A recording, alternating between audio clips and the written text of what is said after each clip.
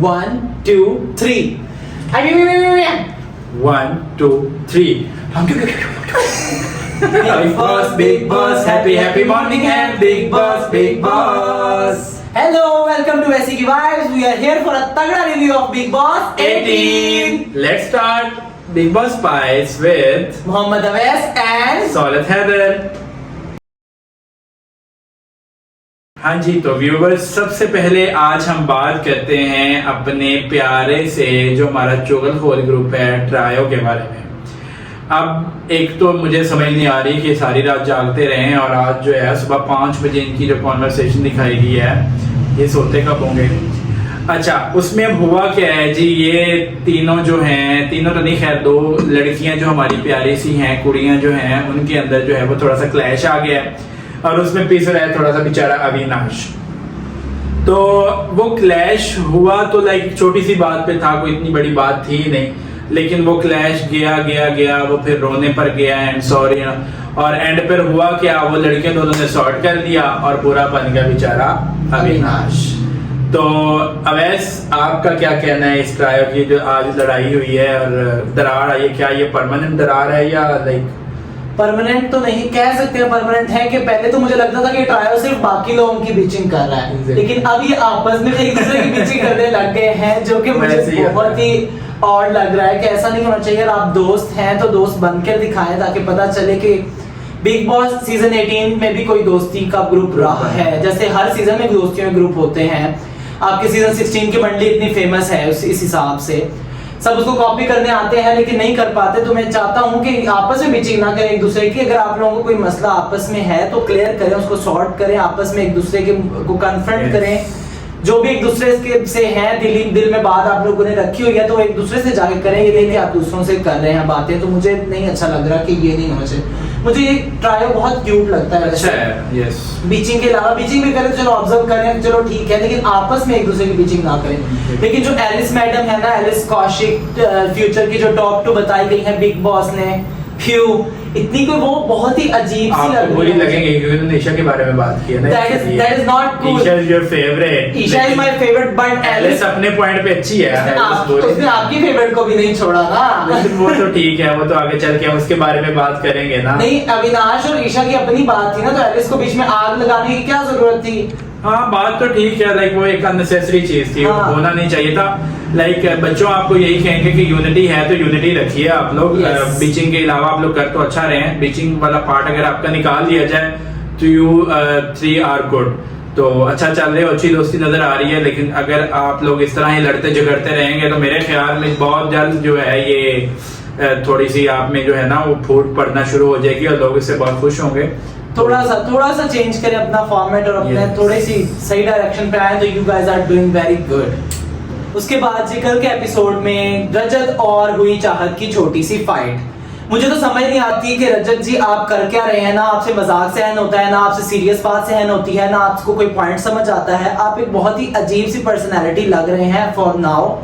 अगर आप मजाकिया बात हो रही होती है ग्रुप में और आप उसको इतना ज्यादा ऑफेंड हो जाते हैं उस बात से और आप चाहत पे चीखने लग जाते हैं, आप चाहत पे चिल्लाने लग जाते हैं और आप फिर गालियां दे बकने लग जाते हैं, जो कि बहुत ही बुरी चीज है। आप वैसे तो आपको बड़े में आप थोड़ा वो बनने की कोशिश करते हैं कि प्लीज डोंट टच मी, मुझे ना, फिर आप हाथ भी जोड़ते हैं कि नहीं प्लीज टच ना कीजिएगा, ये मजाक में भी ना करें। वैसे आप बहुत वो अपने एथिक्स दिखा रहे होते हैं, लेकिन फिर बाद में ये जब चीजें आती हैं तब आप आके बहुत ही घटिया अपना लेके आ जाते हैं, अपना घटिया साइड नजर आने लग जाती है।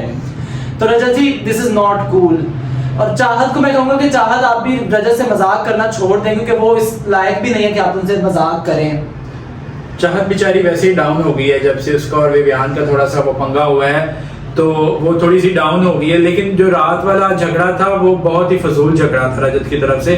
बेसिकली रजत के अंदर ना वो जो आरफीन बार बार वायलेंस करता है ना, वो वायलेंस मुझे कहीं ना कहीं रजत के अंदर नजर आ रही है। और उनका वो जो स्कैंडलाइज वो हुए थे पहले और उनकी जो वीडियोस हुई थी और जो केसेस उन पे बने थे, अब वो कहीं ना कहीं जैसे जैसे आप आगे जा रहे हैं उनकी वो पर्सनैलिटी में वो चीज नजर आनी शुरू हो गई है।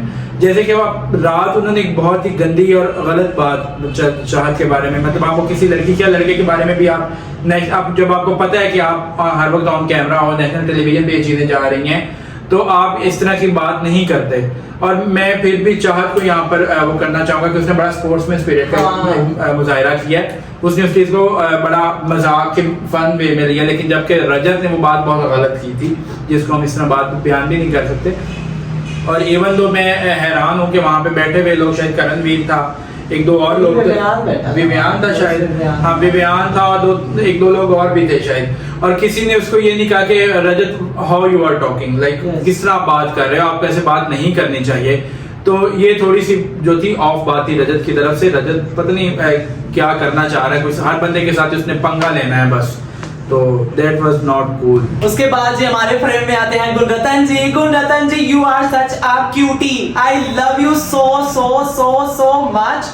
गुणरतन जी आप आए थोड़ी सी देर के लिए, आप बड़े दिनों बाद दोबारा करके। हाँ जी, तो अब ऐसा क्या लगता है, मुझे तो लगता है अब यहाँ पे ना हमें अपना रिव्यू खत्म कर देना चाहिए। आज का रिव्यू हो गया, बस यही कुछ हुआ एपिसोड में, और क्या हुआ है? क्या मतलब, ये तो हमने आधा एपिसोड भी नहीं किया रिव्यू। तो क्या है आगे एपिसोड में? बस अविनाश अविनाश अविनाश अविनाश, हर जिस सीन में चले जाओ अविनाश नजर आ रहा है, जो आप कट दिखा रहे हो अविनाश नजर आ रहा है, किसी का झगड़ा हो रहा है अविनाश नजर आ रहा है, बात कर रही हूँ जो कि पॉजिटिव या क्यूट बात कर रही हूँ तो भी अविनाश के बारे में, नेगेटिव बात हो रही है तो भी अविनाश के बारे में। मैं मतलब मेरा भी यही मानना है कि वीकेंड के वार हो या नॉर्मल वीक की एपिसोड्स हो तो वो सारा अविनाश ही फिलहाल तक जो है, रात तक तो अविनाश हम कह रहा था। इवन दो के करणवीर की लड़ाई हुई है तो भी अविनाश के साथ शिल्पा जी की लड़ाई हुई है, अविनाश के साथ विवियान का आर्ग्यूमेंट हुआ है विवियान के साथ, देन वो अपने सॉरी अविनाश के साथ। फिर जब आप बात करें अपनी ट्रायो की बात करें तो ट्रायो में जब बैठा है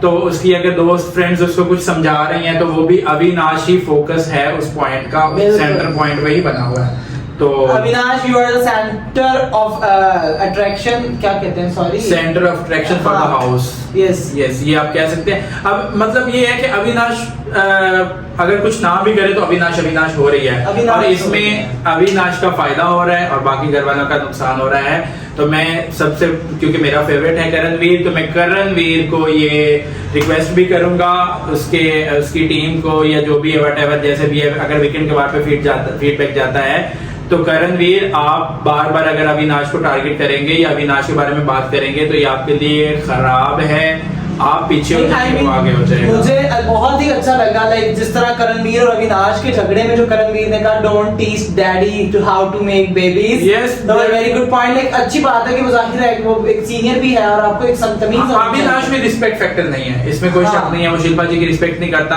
करणवीर एक बहुत बड़ा शो जीत के आया है, इवन दो वो इतने वो कर चुका है, लाइक शोज कर चुका है, तो आप उसके बाद और फिर उनपे वो आर्ग्यूमेंट भी उनका चला है, लाइक तो दैट वाज समथिंग। इस सब के बाद मुझे लगा कि अविनाश थोड़ा हर्ट था अपने फ्रेंड्स को लेके कि उन्होंने उसके लिए स्टैंड नहीं लिया। कितने सब के बाद मुझे लगता है कि ईशा और एलिस को बोलना चाहिए था अविनाश के लिए थोड़ा बहुत, जो इतना क्योस मचा उसमें, इतना उसके खिलाफ बातें हुई या जो भी था। लेकिन मुझे लगता है कहीं ना कहीं एलिस और ईशा को भी समझ लग गई है कि वो थोड़ा डिसरिस्पेक्टफुल है सीनियर्स को लेके। तो मैं चाहता हूँ कि प्लीज वो दोनों उसको गाइड करें कि वो सही पाथ पे है और डिसरिस्पेक्टफुल ना हो दूसरों को लेके। जाहिर है बहुत बड़े बड़े सीनियर नाम है उसमें, स्पेशली शिल्पा जी को लेके वो डिसरिस्पेक्टफुल ना हो। बाकी चलो चलता है कि सेम इंडस्ट्री से हैं, तो मैं चाहूंगा कि वो सही पॉइंट पे आ जाए कि वो उसके पॉइंट ऑफ व्यू अच्छे होते हैं लेकिन अच्छी तरह से उनको इस्तेमाल करें। जो बात प्यार से हो सकती है उसको प्यार में डील करें। हाँ जी, तो इसके बाद जो है जो मेन हाईलाइट थी इस एपिसोड की वो थी जो हमारी एक्टिविटी हुई टाइम गॉड वाली, टाइम गॉड एक्टिविटी। यानी कि बिग बॉस साहब ने नाम नया दे दिया लेकिन काम तो वही है ना, कैप्टेंसी टास्क था भाई, आप सीधा कह देते क्यों लोगों को कंफ्यूज कर रहे हैं। तो वो जनाब हम दो जो है वो उसमें इंटरवल्स में हुआ, तो दैट्स वाई, और उसमें विनर हमारे हो गए आफिन खान साहब जिनकी बात करने की भी समझ नहीं आती। और हैरान हूं मैं उस आखिरी कंटेस्टेंट पे जिसने उनको खैर जितवा दिया, लेकिन हम क्या कह सकते हैं। इस दफा कुछ नया ही लेकर आए हैं, एक डंडा था उनके हाथ में पकड़ा दिया, मौला जट बना दिया उनको। देखिए वो आगे घर को मौला जट बनाते हैं या नूरी नस बनाते हैं, क्या करते हैं ये तो हम आगे ही देखेंगे।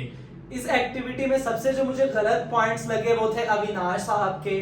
दो ऐसे लोग जो बहुत ही सेंसिबल हैं इस घर में, विवियान दसेना और शिल्पा शिरोडकर को आपने आउट किया है। और विवियान के लिए तो आपने इतना नल्ला सा दिया था पॉइंट के जी वो प्रॉब्लम्स का सोल्यूशन लेके आते हैं। तो भाई ये सबसे अच्छी चीज थी एलिजिबल होने के लिए, उस चीज के लिए, टाइम गॉड के लिए यही चीज चाहिए होती है।